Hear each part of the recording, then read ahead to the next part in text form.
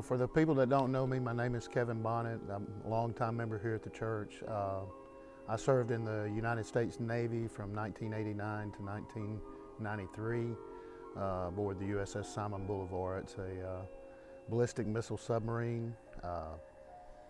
The one I was on was a two-crew submarine that we would go out for 121 days at a time and then turn it over to the other crew, and we'd be back for 121 days. But I earned 2 National Service Defense Medals for Desert Storm and Desert Shield.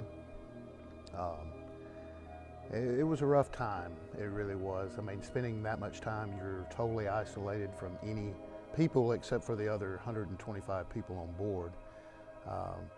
You had no way of contacting them. The only thing we could get would be I think it was 9, we could give our family 9 things to fill out, and it had to be 45 words or less, telegrams that we could get. And we would come up to a certain depth and they would pull the telegrams. So very little contact whatsoever. So like when my daughter was born, I would go out to sea, come back, and she'd be walking, talking.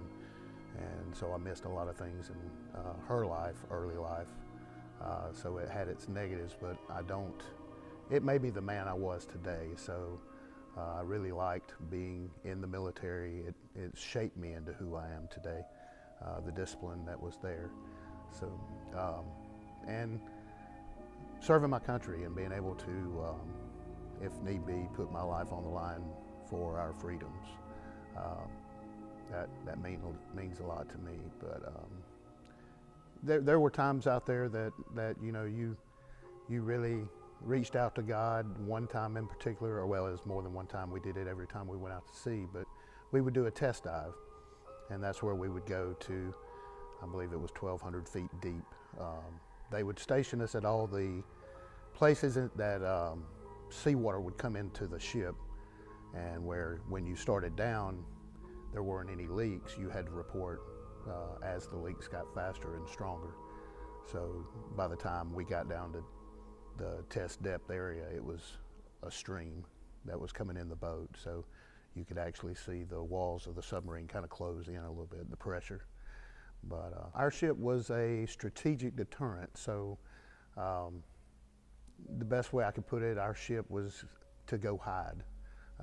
We were basically a second strike capability in case of a nuclear attack on the United States. We were a floating platform that no one knew exactly where we were at, so we would be able to second strike or strike back at whoever struck us. So that was our primary mission that we had to do. So we were stealth, quiet. Our job was not to be found. The other type of submarine was the fast attack submarines, and they went out with the actual carrier groups and things of that nature.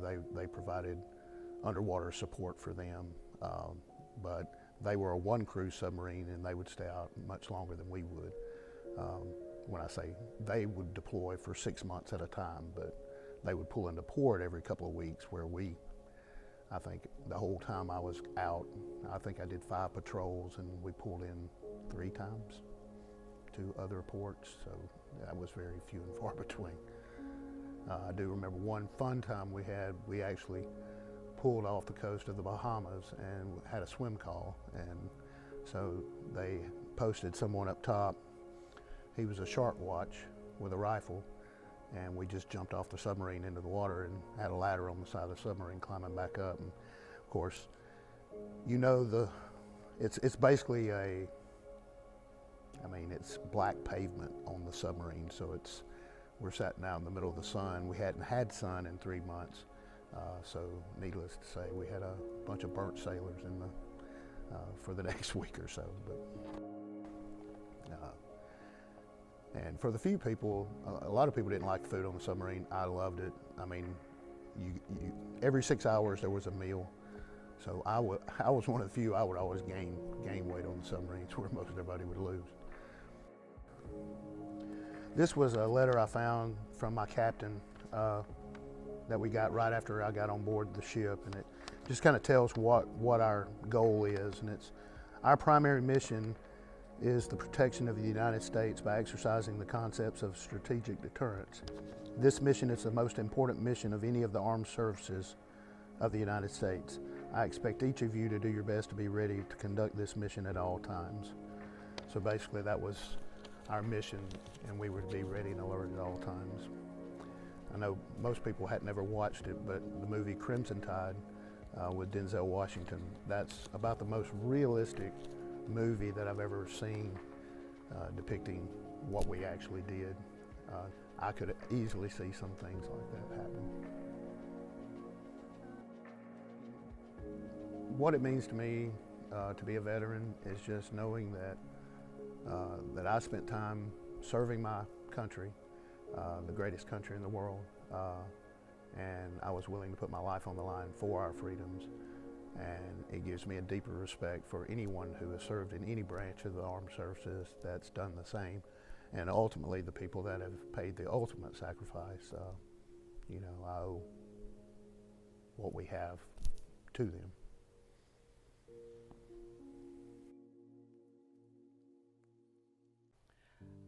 My name is Regina Brim Bearden. I was Regina Brim in the military. I feel like I've been in the Air Force all my life. I was born at Craig Field in Selma, Alabama in 1954 when my dad was stationed there in the Air Force. And then in 1961 we moved to Randolph Field in Randolph Air Force Base in the San Antonio, Texas area where I grew up. Then when 2 weeks out of high school, I married my high school sweetheart, and he was in the Army. So there again, I went from being in my daddy's Air Force home to being in my husband's Army home. My husband got out of the Army in 1976, and I went into the Air Force in 1978. So I've basically been in a military family all my life.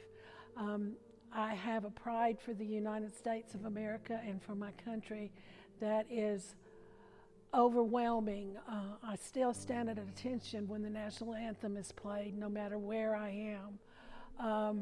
I'm proud of my service. I'm proud of my country. My service is a little different. I lived in San Antonio, joined the service, the Air Force in San Antonio, and went to basic training in San Antonio. So I didn't go very far. And then when I got out of the basic training, I went to Abilene, Texas to school. I was a AirVac technician, which was kind of exciting to me because I thought, oh wow, I've never been anywhere, I'm going to get to see the world. Not. I would fly into a country, wherever there was a base that needed someone picked up and brought back to the United States, medically wise, land on the airstrip, they'd bring us our patient and we'd take off. So I've seen London from the air, I've seen Turkey from the air, I've seen Greece from the air, I've seen Germany from the air and their airstrips, but that's it. Then when about a year after I was in, they did a physical and they decided that I saw crooked. Now I don't know how a person can see crooked, but they said I see crooked and I could no longer carry a gurney because they were afraid I would dump the patient off the gurney. So I had to go back to school, which I went back to Amarillo, Texas. So I still haven't made it out of Texas. And went to surgical service specialist. And that's what I did the rest of my time. Nothing exciting. We would do surgery. I did surgery on some pretty neat things. And after 4 years, I went from being full active duty to being in the Air Force Reserves. And I went to just once a month on a weekend.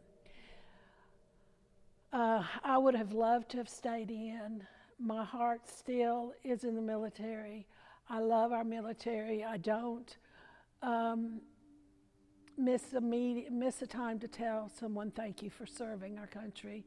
The military men and women are the ones that give us our freedom, and I'm just real proud of them. I decided to get out after 4 years in the reserves because my husband was a door gunner on a helicopter, was shot down in Vietnam, suffered terribly from PTSD, and he was having problems after almost 8 years of me being in the service. Roy was my first husband. He was my high school sweetheart. He went to Vietnam while I was still in high school. He was shot down over the jungles of Viet Cong, and he and the co-pilot was not killed, but the pilot and the crew chief were. And they were found by 2 Viet Cong people. They were an older couple. They were Vietnamese sympathizers, but they were Viet Cong. They buried the 2 dead and took Roy and his co-pilot and took them to their house and put them under the thatched floors in their house and fed them and took care of them. Roy had 2 broken wrists. The little man set the wrist. One of them was set very well. The other one they had to do surgery on later. But he was missing in action for 6 months. Wasn't married to him then, but I was his girlfriend. And so it was rough on all of us. When Roy was in this Viet Cong couple's home, he, like I said, was under the thatched floor in a hole. They would bring him out at night to let him exercise. They would feed him. But one thing that has just really set in my heart, especially since marrying Terry, Terry is a Gideon, and when Roy was in this hole in the ground, he got bored, and he asked the little Viet Cong man, he said, do you have anything I can read or write or look at? And he brought this book, and he said, American man, leave this. And Roy took it, and it was a Gideon Bible. And Roy said that when he got home, that is one thing that kept him sane, was reading the Word of the Lord. And he said in 6 months he probably read the cover to cover about 5 times. And when he got ready to leave, he wanted to give it back to the little man, and the little man said, no, you take it. Roy said, no, you might do this again, and some other man might need the Word of the Lord. And so he left it with the little man. And then when the Viet Cong couple could get the message to the rescuers, they flew in and rescued them and brought them home. But he suffered so bad.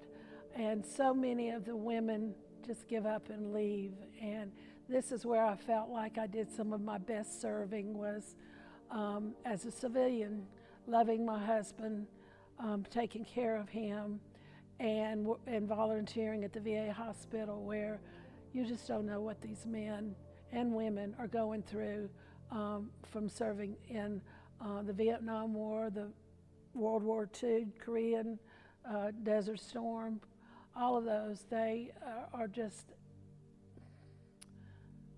they're just, I don't know, they just suffer so much, and it's nothing they can do about it.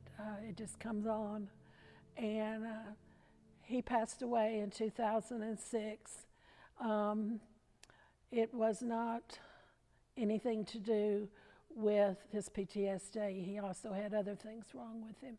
But I just felt like I stayed with him. I loved him. I honored my marriage vows till death do us part. And I was not going to walk out on somebody that did his part, serving our nation and giving us freedoms the Viet Cong could have come in and taken away from us.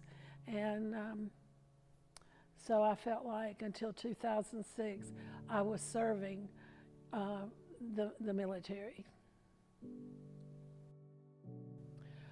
A veteran, to me, is someone that gave of themselves most of the time willingly. Yes, people were drafted, but most of our veterans this day and time went in because they wanted to, went in to serve and keep our country safe. And being a veteran to me is second to being a Christian. I'm proud of my Christian life. I'm proud of my Christian walk, but I'm also proud that when people say, well, all the veterans stand up, I stand with pride.